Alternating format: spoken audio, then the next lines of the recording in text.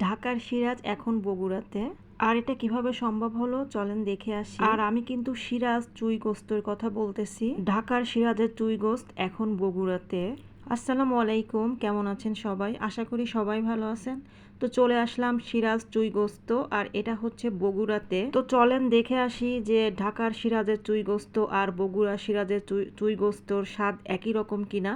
তো এই জন্য আমি টেস্ট করার জন্য চলে গেলাম সিরাজ চুই গোস্ত বগুড়াতে। আর আমি যেহেতু বগুড়াতেই আছি, আর সিরাজের চুই গোস্তর খাবারটা আমার অনেক ভালো লাগে। আমি ঢাকাতে মাঝে মাঝে সবসময় খেয়ে থাকি, কারণ আমি হচ্ছে খুলনার মেয়ে, আর খুলনার মেয়ে চুই ঝাল পছন্দ করব না সেটা তো হতেই পারে না। আর সিরাজের চুই গোস্তর রান্নাটা অসাধারণ লাগে আমার কাছে, কারণ আমি ঢাকাতে সবসময় খাই। আর এখানে কিন্তু শুধু চুই গোস্ত না, সাথে ফিরনি, তারপরে দই, অনেক কিছুই পাবেন। আর ওনারা সুন্দরভাবে ডেকোরেশন করছে বিভিন্ন ওয়ালমেট দিয়ে, তারপর আপনার বিভিন্ন লাইট দিয়ে খুব সুন্দরভাবে পরিপাটি করে করছে। আর এখন হচ্ছে আমি মেনু দেখতেছিলাম যে সেম মেনু কিনা, ঢাকার মতো সেম কিনা, সেজন্য আমি মেনুটা চাইলাম এবং মেনুটা দেখে আমি মিলাচ্ছিলাম যে একই রেট কি বা একই প্রাইস। আর এইটা হচ্ছে মেনু, আপনারা দেখলেই বুঝতে পারবেন যে সেম প্রাইস কিনা। আর আমি হচ্ছে মেনু দেখে যখন জিজ্ঞাসা করছিলাম যে এইটা আছে বা ওইটা আছে, আলু গোশ, তারপরে ডালের যেটা একটা থাকে ওইটা, বিভিন্ন খাবারের কথা বলছি, কিন্তু অনেক রাতে গেছিলাম, সব কিছুই শেষ। আর শেষ মানে তো বুঝতেই পারছেন যে কি পরিমাণ মানুষ হয় এখানে। আর ফাইনালি আমি ভর্তা অর্ডার করলাম।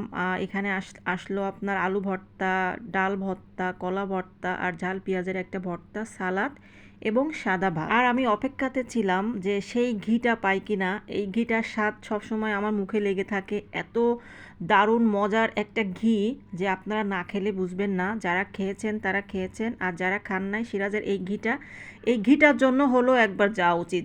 এত মজার লাগে গরম ভাতের সাথে এদের ঘিটা, মনে হয় একদম পিওর। তো আমি ফার্স্টে যেই গরম ভাতের সাথে আগে ঘি নিব, কারণ এটা আমি সবসময় করে থাকি, গরম ভাতের সাথে আগে ঘি নিয়ে মনে হয় যে এক প্লেট ভাত আমি এমনি খেয়ে ফেলবো, মানে এত ভালো লাগে আমার কাছে। তারপর আমরা এখানে বাদামের শরবত নিলাম, বুরহানি নিলাম, যে যেটা পছন্দ করে সে সেটাই নিলাম।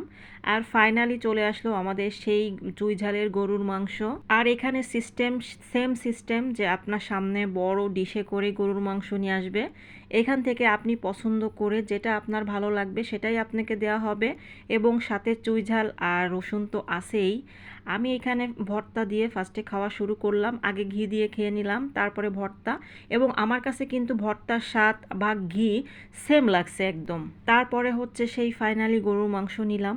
আর গরুর মাংস নেওয়ার পর আমি টেস্ট করব এখন যে আসলে ওই রকম সেম লাগে কিনা খেতে। আমার কাছে কিন্তু ঢাকার মতন সেম লাগছে, চুই ঝাল এবং রসুন, গরুর মাংস সেম আমার কাছে লাগছে। টেস্টটা একদম একই রকম আমার কাছে, আমি কোনো কিছুর কমতি পাইনি এখানে। বাট যারা বগুড়াতে থাকেন তারা সাধারণত সবসময় বগুড়ার রান্না খেয়ে থাকেন, আলাদা অঞ্চলের রান্না হয়তো আপনাদের ভালো নাও লাগতে পারে, কারণ অনেকেই দেখছি রিভিউ দিছে একটু অন্যরকম, যে এটা কম ওইটা কম। বাট আমার কাছে আমার কাছে সবসময় এটা ভালো লাগে, আজও ভালো লাগছে, খুবই ভালো লাগছে খেতে।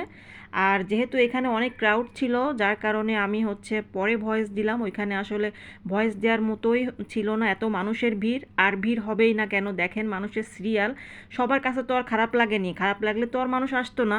তো সব মিলে আমার কাছে খুবই ভালো লাগছে। তো দেখা হবে নেক্সট ভিডিওতে। আল্লাহ হাফেজ।